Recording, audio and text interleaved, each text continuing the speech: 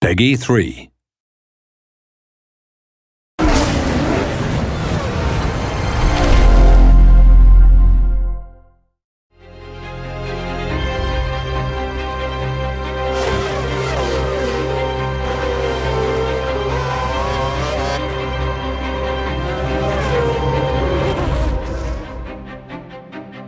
As people get more and more accustomed to Formula One, they want to notch it up. Every year we're learning something new, every year we're pushing to improve that experience.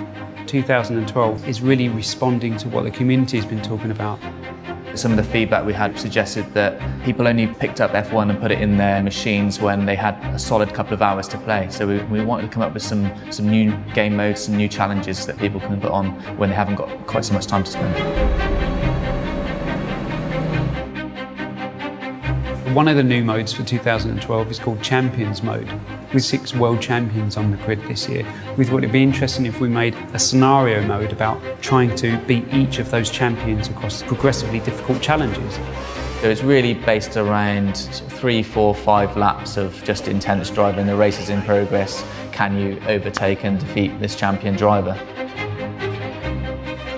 This is about trying to replicate that career experience that you had over a number of seasons in our previous games into a kind of condensed format.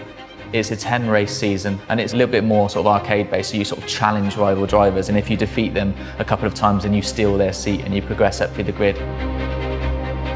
We spent a lot of time working on new modes, but we also wanted to inject some new ideas into the normal career mode. We've made more of the press clippings and more of the world around Formula One, so you're going to start to see more involvement from team bosses and engineers and key people within the teams themselves. And I think when people have got a nice bit of time and they want a single player experience, you still can't beat that career mode.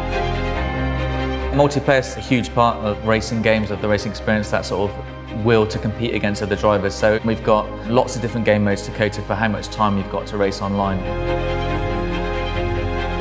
I think with Formula One, people like the thought of qualifying and getting the grid and that sort of pressure of that environment. So we've introduced one-shot qualifying rather than one 10-minute session or 3 knockout phases. It's, you know, what can you do in one lap? That one lap's going to determine your grid position.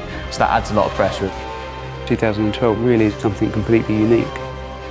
This is about playing Formula One your own way.